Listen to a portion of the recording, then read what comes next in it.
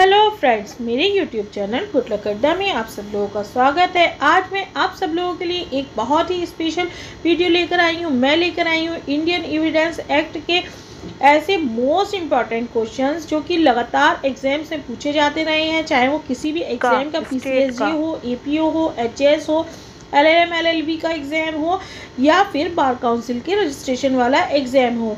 इस वीडियो की ये खास बात है कि इस वीडियो में मैं इन क्वेश्चंस की व्याख्या भी साथ साथ लेकर आई हूँ। मैं आपको एक्सप्लेन करूँगी कि ये उत्तर किस तरह से सही है। ये मोस्ट इम्पॉर्टेंट वीडियो है और इस तरह की सीरीज़ मैं स्टार्ट कर रही हूँ। सारे ही सब्जेक्ट्स की मैं इस तरह की वीडियोस लेकर आऊँगी और छोटे छोटे पार्ट्स में सारे सब्जेक्ट को कवर करूँगी। इसलिए अगर आप मेरे चैनल पे नए हैं तो मेरे चैनल को सब्सक्राइब कर दें, बेल आइकन ज़रूर दबा दें और हिम्मत और हौसले के साथ इस वीडियो को शुरू से लेकर लास्ट तक देखें। अगर आपके वक्त नहीं है तो बिल्कुल भी जल्दबाजी ना करें, वीडियो को ना देखें, डाउनलोड करके अपने पास रख लें। आप बार बार रिपीट कर सकते हैं। अगर आपकी तैयारी पहले से है, आपने पहले से लर्न कर रखा है, पहले से BRF पढ़ रखा है, बुक पढ़ रखी है, तो आप अपने आप को चेक करने के लिए, टेस्ट करने के लिए भी इस वीडियो को देख सकते हैं। एज अ मॉडल पेपर भी आप इस वीडियो को ले सकते हैं। इसी तरह की वीडियोस मैं रेगुलर लाती रहूँगी। चलिए हम अपने पहले क्वेश्चन की तरफ बढ़ते हैं। एक व्यक्ति की कुछ ख्याति है, ये है एक, तो ऑप्शन ए ये एक तथ्य है। चलिए इसकी व्याख्या देख लेते हैं। भारतीय साक्ष्य अधिनियम की धारा 3 के पैरा 2 में उल्लेखित दृष्टांत डा के अनुसार किसी मनुष्य की कुछ ख्याति है एक तथ्य है। नेक्स्ट क्वेश्चन की तरफ आगे बढ़ते हैं। निम्नलिखित में से कौन सा तथ्य है? तो हरि ने कहा, मोहन ने देखा, राम ने झूठ बोला, ये, या फिर ऑप्शन डी ये सभी। तो ऑप्शन डी ये सभी एक तथ्य हैं। व्याख्या के अनुसार भारतीय साक्ष्य अधिनियम की धारा 3 के अंतर्गत हरि ने कहा, मोहन ने देखा तथा राम ने झूठ बोला, ये सभी तथ्य हैं। धारा 3 के पैरा 2 में तथ्य के दृष्टांत संख्या खा एवं गा से ये स्पष्ट है कि किसी मनुष्य द्वारा कुछ सुनना, देखना या कोई शब्द कहना एक तथ्य है। फ्रेंड्स देखिए, ये ऐसे क्वेश्चन है जो हमेशा एग्जाम में पूछे गए हैं। ये एक एक एग्जाम की डेट पड़ी है, लेकिन ये दसों बार रिपीट हुए क्वेश्चंस हैं। आप इन पर इसकी जो इस एक एग्ज़ाम के डेट, क्योंकि जगह इतनी सफिशिएंट नहीं होती है कि ढेरों एग्जाम्स की यहाँ पे डालें, ये दर्शित करने के लिए लिखा गई है सन कि ये रिपीटेड क्वेश्चंस हैं। साक्ष्य अधिनियम की किस प्रकार की विधि है? तो ऑप्शन सी ये केवल प्रक्रिया विधि है। व्याख्या। साक्ष्य अधिनियम एक प्रक्रिया विधि है। ध्यातव्य है कि अधिकारों के उपचार हेतु अपनाई जाने वाली कार्यवाही का निर्धारण करने वाली विधि को प्रक्रियात्मक विधि कहा जाता है। जो विधि कार्यवाही का निर्धारण करती है वो प्रक्रिया विधि कही जाती है।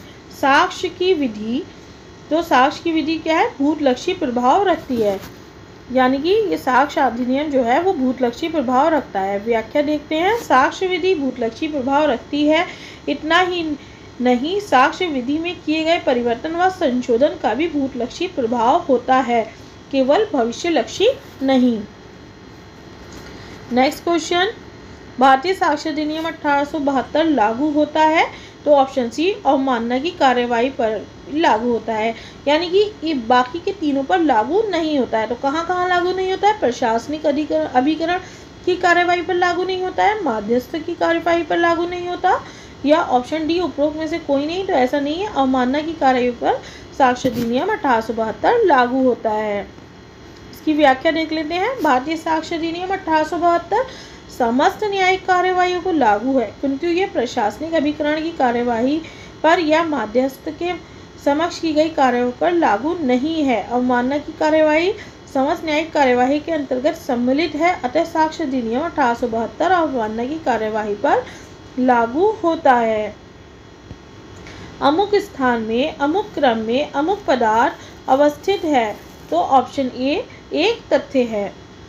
कैसे एक तथ्य है? तो भारतीय साक्ष्य अधिनियम की धारा 3 पैरा 2 में तथ्य के दृष्टांत का के अनुसार यह कि अमुक स्थान में, अमुक क्रम में, अमुक पदार्थ अवस्थित है, यह एक तथ्य है। फ्रेंड्स इस वीडियो को देखने का और सबसे अच्छा तरीका ये है कि आप साथ साथ आप डायरेक्ट भी रख लें और जो सेक्शंस में व्याख्या में बताए जा रहे हैं उन्हें साथ साथ पढ़ते चलेंगे तो आप ये चीज़ें कभी भी नहीं भूलेंगे। निम्नलिखित कथनों में से कौन सा कथन गलत है? तो का ने अमुक अभिप्राय से कार्य किया, ये एक तथ्य है, सही है। बा ने सद्भावनापूर्वक कार्य किया, एक तथ्य है, सही है। का किसी विषय में विशिष्ट शब्द को किसी विशिष्ट भाव में प्रयुक्त करता है, यह एक तथ्य नहीं है। तो ये भी एक तथ्य है, इसलिए ऑप्शन सी जो है तो इसका सही उत्तर है। और का किसी विषय में अमुक राय रखता है, ये एक तथ्य है, यानी कि ये चारों ही एक तथ्य है। व्याख्या देखते हैं। भारतीय साक्ष्य अधिनियम की धारा 3 के पैरा 2 के दृष्टांत घ के अनुसार का किसी विषय में विशिष्ट शब्द को किसी विशिष्ट भाव में प्रयुक्त करता है, ये एक तथ्य है। अतः कथन सी गलत है और सही उत्तर है। नेक्स्ट क्वेश्चन,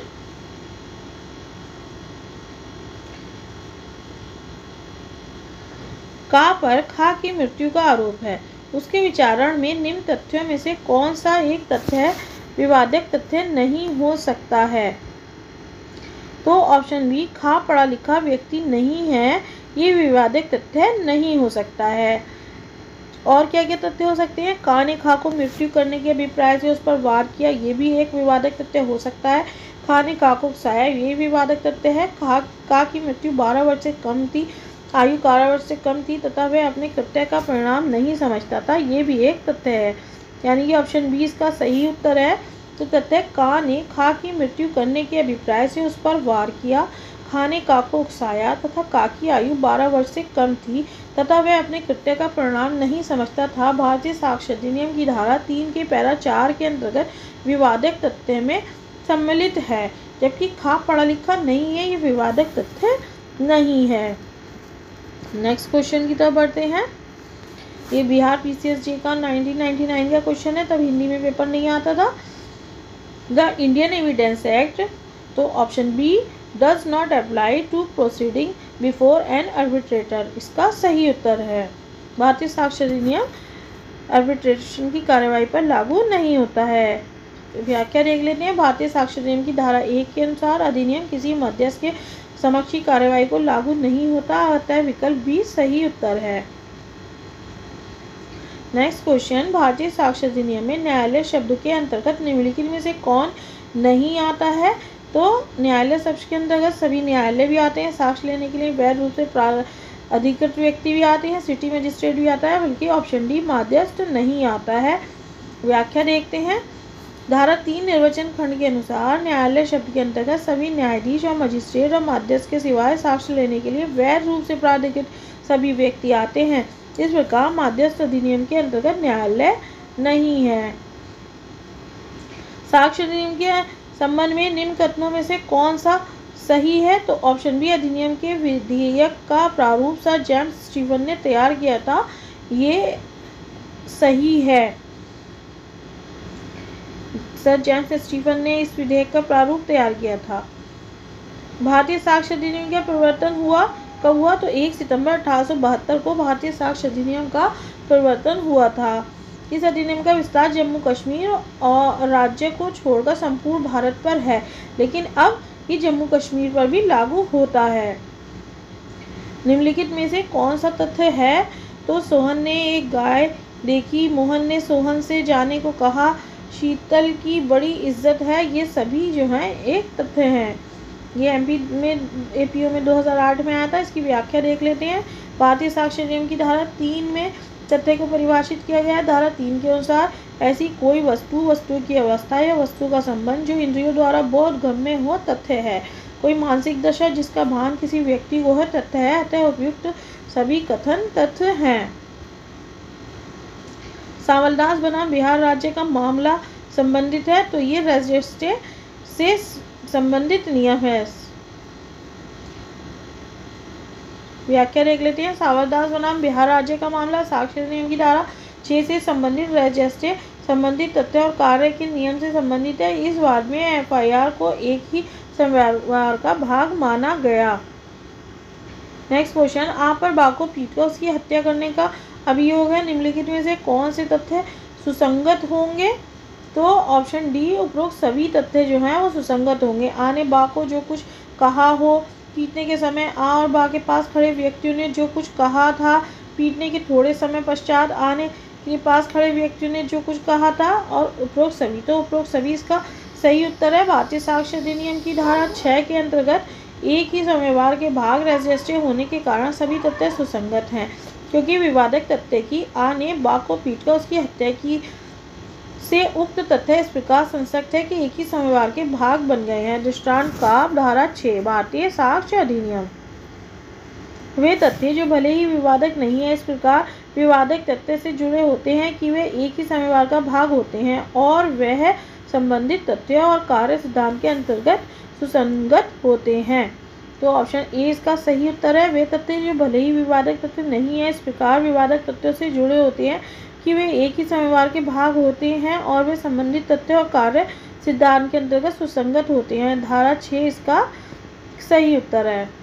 साक्ष्य अधिनियम के किस उपबंध में उसी समयवार का भाग बनना शब्दों का प्रयोग हुआ है? तो धारा 6 के अंतर्गत उसी समयवार का भाग बनना शब्द का प्रयोग हुआ है, जो आंग्ल विधि के रेज़ सिद्धांत के नाम से जाना जाता है।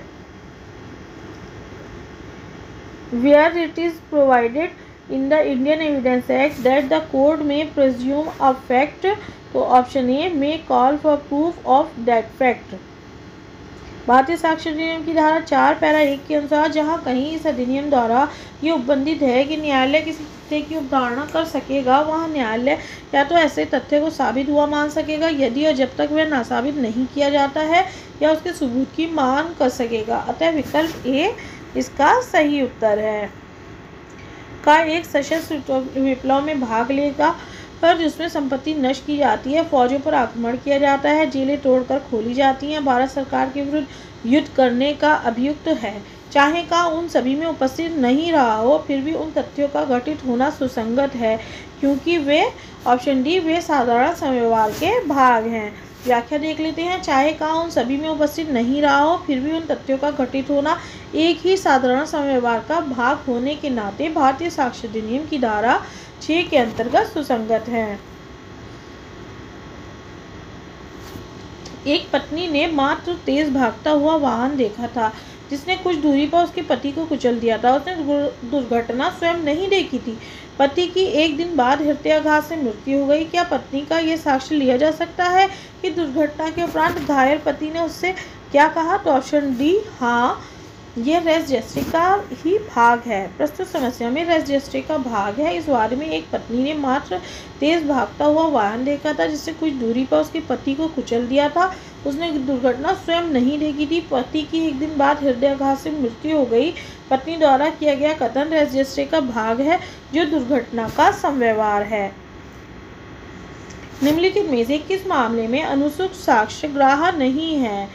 तो ऑप्शन सी इसका सही उत्तर है। जहां प्रत्यक्षदर्शी साक्षी ने तथ्य किसी अन्य व्यक्ति को बताए, वहां उस अन्य व्यक्ति का कथन जो है वो अनुसूचित साक्ष्य कहलाएगा। यानी कि भारतीय साक्ष्य अधिनियम की धारा 6 एवं धारा 32 के अंतर्गत एवं धारा 60 के परंतु के अंतर्गत अनुसूचित साक्ष्य ग्राह्य है। अतः ए, बी और डी में अनुसूचित साक्ष्य ग्राह्य है, किंतु सी में अनुसूचित साक्ष्य ग्राह्य नहीं है। यदि यानी कि ए, यदि कथन विवादक समयवार का एक भाग है तो भी ग्राह्य है। यदि कथन एक मृत व्यक्ति का है जबकि उसकी मृत्यु के कारण से संबंधित है तब भी ग्राह्य है। और ऑप्शन डी, पुस्तकों के विशेषज्ञों के अभिव्यक्त कथन यदि लेखक मृत हो या खोजा ना जा सका हो तो तब भी ग्राह्य है। लेकिन सी ऑप्शन, जहां प्रत्यक्षदर्शी साक्षी ने तथ्य किसी अन्य व्यक्ति को बताए, वहां उस अन्य व्यक्ति का कथन अनुसूचित साक्ष्य होने के कारण से ग्राह्य नहीं है। एक अनपढ़ दूध वाला प्रतिदिन अपनी याददाश्त के लिए अपने ग्राहक के मकान की दीवार पर प्रतिदिन एक चिन्ह लगाता है। दूध वाले द्वारा प्रतिदिन बनाए गए चिन्हों को साबित किया जा सकता है। तो ऑप्शन ए, दस्तावेजी साक्ष्य के रूप में साबित किया जा सकता है। किसी पदार्थ पर अक्षरों, अंकों एवं चिन्हों द्वारा अभिव्यक्त या वर्णित कोई विषय जो उस विषय के अभिलेखन के प्रयोजन से उपयोग किए जाने को आश्रित है अथवा उपयोग किया जा सकता है, दस्तावेज है। अतः अनपढ़ दूध वाले द्वारा प्रतिदिन अपनी याददाश्त के लिए ग्राहक के मकान की दीवार पर बनाया गया चिन्ह दस्तावेज है एवं उसे दस्तावेजी साक्ष्य के रूप में साबित किया जा सकता है। न्यायालय में निरीक्षण के लिए प्रस्तुत दस्तावेजों में शामिल है, क्या शामिल है, 1, 2, 3 और 4 सभी शामिल है, यानी कि एक लिखित दस्तावेज, एक उपभाषांकन, एक इलेक्ट्रॉनिक दस्तावेज और शिलापा उत्कीर्ण लेख। न्यायालय में निरीक्षण के लिए प्रस्तुत दस्तावेजों में सम्मिलित है लिखित दस्तावेज, उपभाषांकन या कैरिकेचर, एक इलेक्ट्रॉनिक दस्तावेज, शिला पर उत्कीर्ण लेख। अंतर्गत धारा 3 साक्ष्य अधिनियम। गलत उत्तर बताइए। साक्ष्य निम्न प्रकार का हो सकता है, तो प्रक्रियात्मक एवं सारवान, ये इसका गलत उत्तर है। इसलिए साक्ष्य हो सकता है प्रत्यक्ष और अप्रत्यक्ष, प्राथमिक और द्वितीयक, मौखिक एवं दस्तावेजी। व्याख्या देखते हैं। साक्ष्य प्रक्रियात्मक एवं सारवान प्रकार का नहीं होता, अतः गलत उत्तर होने के कारण विकल्प डी प्रश्नानुसार सही उत्तर है। साक्ष्य निम्न प्रकार का होता है प्रत्यक्ष या अप्रत्यक्ष, प्राथमिक या सहायक या द्वितीयक या मौखिक एवं दस्तावेजी साक्ष्य। नेक्स्ट क्वेश्चन, निम्नलिखित में से किस मामले में अनुसूचित साक्ष्य ग्राह्य नहीं है? तो इसका सही उत्तर है ऑप्शन सी।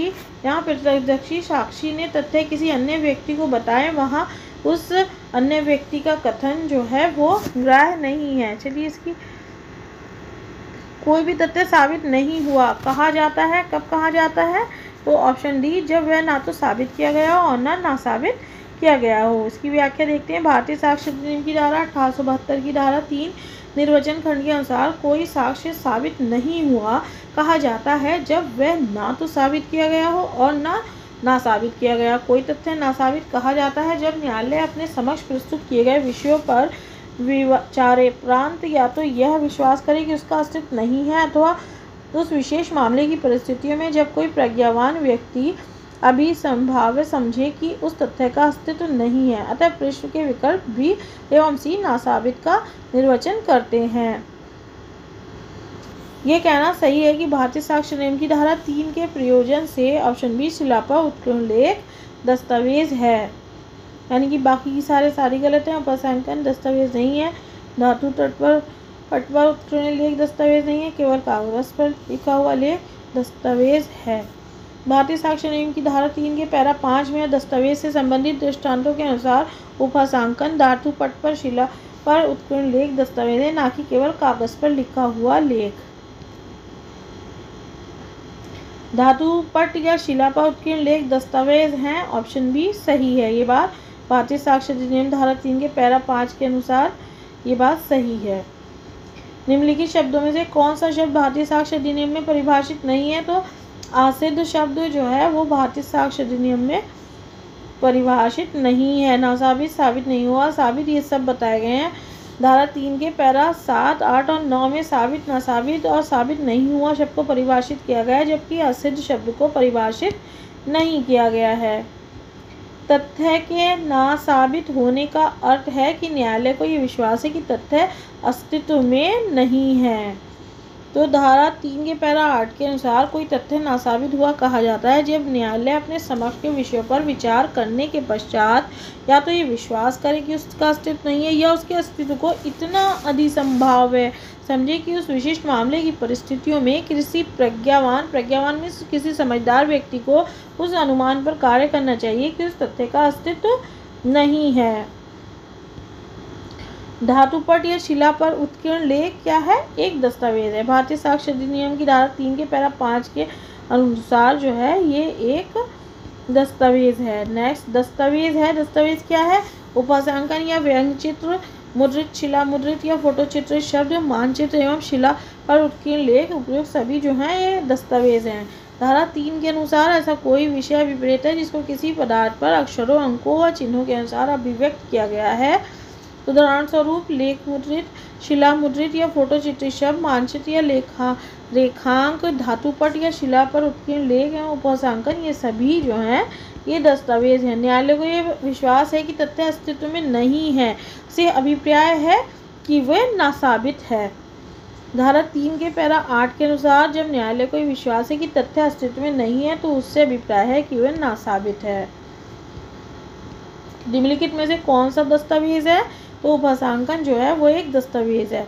ये धारा 3 में दस्तावेज शब्द की परिभाषा में बताया गया है।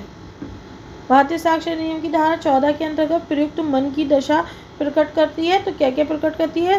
आशय, ज्ञान और सद्भाव, इन सभी को प्रकट करती है। धारा 14 में प्रयुक्त शब्द मन की दशा, आशय, ज्ञान, सद्भाव, उपेक्षा, उतावलापन, वैमनस्य, सदिच्छा, शरीर की दशा एवं शारीरिक संवेदना जो है वो धारा 14 में सम्मिलित हैं। भारतीय साक्षर अधिनियम की धारा 14 के अंतर्गत शब्द मानसिक दशा में अंतर्निहित है। क्या है? आशय। आशय जो है धारा 14 में बताया गया है। जैसे कि ऊपर बताया था, मानसिक दशा के अंतर्गत क्या है? आशय, ज्ञान, उपेक्षा, उतावलापन, वैमनस्य, सदिच्छा, शरीर की दशा और शारीरिक संवेदना, ये सभी धारा 14 में बताए गए हैं। अपराध किया, ये तथ्य कि वह उस दिन चेन्नई में था सुसंगत है, क्योंकि विवादक तथ्य के अस्तित्व को अत्यंत अनधिसंभाव्य बनाता है। क्या आने किसी दिन कलकत्ता में अपराध किया? इस प्रश्न के संबंध में ये तथ्य कि उस दिन चेन्नई में था सुसंगत है, क्योंकि यह विवादक तथ्य के अस्तित्व को अत्यंत अनधिक संभाव्य बनाता है। भारतीय साक्ष्य अधिनियम की धारा के 11 के अंतर्गत ग्राह्य यह साक्ष्य ये प्रदर्शित करता है कि को वह अवसर ही उपलब्ध नहीं था कि वह कथित अपराध कारित कर सकता, क्योंकि घटनास्थल से इतनी दूरी पर था कि द्वारा इस अपराध का किया जाना यदि असंभव नहीं था तो अत्यंत अनधिसंभाव्य, हाईली इम्पॉसिबल था, सुसंगत है। प्रश्न ये है कि क्या आने किसी अमुक दिन कलकत्ता में अपराध किया? ये तथ्य कि वह उस दिन लाहौर में था सुसंगत है, क्योंकि वह ऑप्शन डी, क्योंकि वह विवादक तथ्य के अस्तित्व को अत्यंत अनधिसंभाव्य बनाता है। तो उपरोक्त समस्या ये तथ्य जो है कि उस दिन लाहौर में था जिस दिन कलकत्ता में उस पर अपराध का आरोप लगा, विवादक तथ्य के अस्तित्व से अत्यंत अनधिसंभाव्य बनाने के कारण भारतीय साक्ष्य अधिनियम 11 के अंतर्गत सुसंगत है। इसे प्ली ऑफ एलिबा कहा जाता है। अनियंत उपस्थिति का तर्क, निम्नलिखित में से कौन साक्ष्य अधिनियम की धारा 14 में मानसिक दशा दर्शाने के रूप में वर्णित नहीं है? तो हेतु जो है वो वर्णित नहीं है। 11 में क्या क्या है? दर्शाने आशय, ज्ञान, सद्भाव, उपेक्षा, उतावलापन, वैमनस्य या सदिच्छा। इसमें हेतु कहीं भी नहीं दिया गया है। प्रश्न ये है कि क्या आने किसी अमुक दिन कोलकाता में अपराध किया? इस प्रश्न के उत्तर में निम्नलिखित में से कौन सा तथ्य सुसंगत है? तो ऑप्शन यह कि उस दिन मुंबई में था। तो ऑप्शन ये धारा 11 के दृष्टांत पर आधारित है, धारा 11 के सिद्धांत पर आधारित है। इसके अनुसार वे तथ्य जो अन्यथा सुसंगत नहीं है सुसंगत हैं यदि वे किसी विवादक तथ्य या सुसंगत तथ्य से असंगत हैं, यदि वे स्पष्ट व अन्य तथ्यों के संसर्ग में किसी विवादक तथ्य या सुसंगत तथ्य का अस्तित्व या अनस्तित्व अत्यंत अधिसंभाव या अनधिसंभाव बनाते हैं। बाकी जहर द्वारा हत्या के लिए का विचारण हो रहा था। विचारण के दौरान ये तथ्य कि जैसा जहर को दिया गया था उसी के समान एक जहर ने की मृत्यु के पूर्व प्राप्त किया था। इस जहर के लक्षण प्रकट होने के पूर्व के स्वास्थ्य की दशा बाबत यह दोनों ही तथ्य सुसंगत हैं।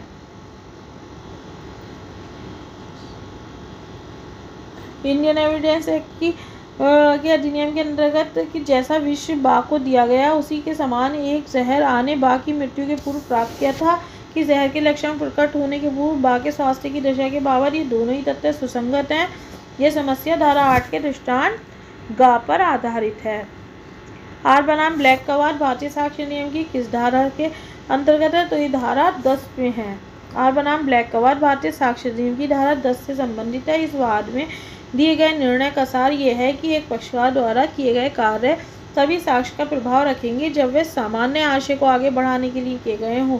अधिनियम की धारा 10 में समस्त षड्यंत्रकारियों के समान आशय के संदर्भ में किसी षड्यंत्रकारी द्वारा कोई कही या लिखी हुई बात सुसंगत होती है तब जबकि वह विश्वास करने का युक्तियुक्त कारण मौजूद हो कि षड्यंत्र किया गया है। फ्रेंड्स, वीडियो में आगे बढ़ने से पहले मैं आपसे फिर से रिक्वेस्ट करूंगी, अगर आप मेरे चैनल पे नए हैं या आप मेरे चैनल पे लगातार वीडियो देख रहे हैं, आपने चैनल को सब्सक्राइब नहीं किया है, बेल आइकन नहीं दबाया है, तो बेहतर है कि आप इसे सब्सक्राइब कर लें, बेल आइकन दबा दें, जिससे लेटेस्ट अपडेट आप लोगों को लगातार मिलता रहे और मुझे भी हौसला मिले आपके सब्सक्राइब करने से, कमेंट करने से, लाइक करने से। प्लीज़ मेरी वीडियो को लाइक करें, शेयर करें, कमेंट करें और चैनल को सब्सक्राइब ज़रूर कर लें। भारतीय साक्ष्य अधिनियम की निम्न धाराओं में से किस में अनियंत्रित उपस्थिति संबंधी प्रावधान किया गया है? तो ऑप्शन डी धारा 11 में किया गया है। धारा 11 में अनियंत्रित उपस्थिति संबंधी प्रावधान किया गया है, जबकि 7 में बाधक तथ्यों के प्रसंग, हेतु या परिणाम बताए गए हैं। धारा 6 में एक ही समवार का भाग बताया गया है और धारा 4 में उपधारणाओं के संबंध में प्रावधान किया गया है। कोई तथ्य जो किसी विवादक तथ्य या सुसंगत तथ्य के हेतु या तैयारी दर्शित या गठित करता है, सुसंगत है। भारतीय साक्ष्य अधिनियम की निम्नलिखित धाराओं में से कौन सी धारा में उपरोक्त कथन उपबंधित है? तो ऑप्शन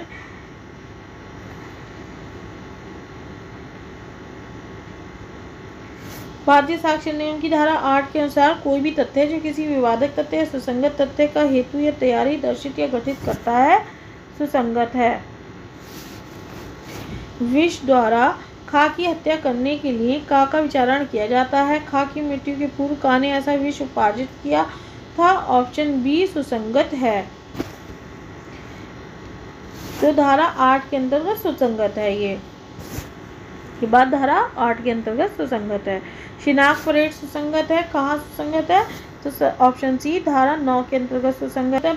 धारा 9 के अंतर्गत किसी व्यक्ति या वस्तु की पहचान बताने वाले तथ्य सुसंगत हैं, अतः शिनाख्त की कार्रवाई धारा 9 के अंतर्गत सुसंगत है। फ्रेंड्स, एक बार फिर रिक्वेस्ट है, अगर आप मेरे चैनल पर नए हैं तो इसे सब्सक्राइब कर लें, बेल आइकन ज़रूर दबा दें, कमेंट करें कि आपको मैं वीडियो और किस बेहतर तरीके से बना सकती हूँ। आपको मेरा वीडियो पसंद आ रहा है आप मेरे वीडियो को अपने फ्रेंड्स के साथ शेयर कीजिए, जिससे मुझे हौसला हिम्मत मिले और मैं आप लोगों के लिए और भी अच्छी वीडियो लाऊं। प्रश्न ये है कि क्या आके साथ बलात्संग किया गया था? यह तथ्य कि उसने परिवाद किए बिना कहा कि मेरे साथ बलात्संग किया गया, आचरण के रूप में और सुसंगत नहीं है। यानी कि परिवाद किए बिना ये कहना कि मेरे साथ बलात्संग किया गया भारतीय साक्ष्य अधिनियम की धारा 8 के अंतर्गत आचरण के रूप में सुसंगत नहीं है। यद्यपि धारा 32(1) के अधीन मृत्युकालिक कथन या धारा 157 के अधीन संपोषक साक्ष्य के रूप में सुसंगत हो सकता है। धारा 8 भारतीय साक्ष्य अधिनियम। शिनाख्त परेड किसके द्वारा ली जाती है? तो मजिस्ट्रेट, पुलिस अधिकारी, कोई भी नागरिक, इनमें से कोई भी ले सकता है। शिनाख्त परेड पुलिस अधिकारी, कोई भी नागरिक तथा मजिस्ट्रेट द्वारा ली जा सकती है, किंतु पहचान कार्रवाई करने में मजिस्ट्रेट को प्राथमिकता दी जाएगी। विचारणीय प्रश्न ये है कि क्या का ने खा को लूटा? निम्नलिखित कथनों में से कौन सा कथन गलत है? तो ऑप्शन डी खा ने अन्य व्यक्तियों से कहा था कि उसके पास रुपए हैं, सुसंगत तथ्य नहीं है। ये बात जो है ये गलत है, ये सुसंगत तथ्य है। यानी कि खा की जेब में रुपए थे, ये सुसंगत तथ्य है। खा ने का को रुपए बताए थे कि सुसंगत तथ्य है। खा ने का के पुत्र को कहा था कि उसके पास रुपए हैं, सुसंगत तथ्य। यानी कि चारों सुसंगत तथ्य हैं। ऑप्शन डी इसका सही उत्तर है। कथन खा की जेब में रुपए हैं, खा ने का को रुपए बताए थे और खा ने का के पुत्र को कहा था कि उसके पास रुपए हैं, ऐसे तथ्य हैं जो अपराध को कारित करने के लिए अवसर प्रदान करते हैं। अतः भारतीय साक्ष्य अधिनियम की धारा 7 के अंतर्गत सुसंगत है। अतः कथन खा ने उक्त व्यक्ति से कहा था कि उसके पास रुपए हैं, सुसंगत तथ्य गलत है। ये प्रश्न अनुसार सही उत्तर डी है। फ्रेंड्स, मैं इसी के सीरीज़ में आगे भी वीडियो लेकर आऊँगी जिसमें इंडियन एविडेंस एक्ट के बाकी के क्वेश्चंस लेके आऊँगी। मेरा टारगेट कम से कम 1000 क्वेश्चंस आपको Indian Evidence act, CRPC, IPC और बाकी सारे लॉ के सब्जेक्ट के लाने का है, इसलिए मेरे चैनल को ज़रूर सब्सक्राइब कर लें, बेल आइकन दबा दें। चलिए लास्ट क्वेश्चन की तरफ बढ़ते हैं। निम्नलिखित में से कौन साक्ष्य अधिनियम 1872 की धारा 14 के अंतर्गत मानसिक दशा दर्शाने के रूप में वर्णित नहीं है? तो हेतु जो है वो वर्णित नहीं है। Thanks friends for watching. उम्मीद है आपको वीडियो पसंद आया होगा। पसंद आया हो तो प्लीज़ इसे लाइक करें, शेयर करें, सब्सक्राइब करें। Bye bye.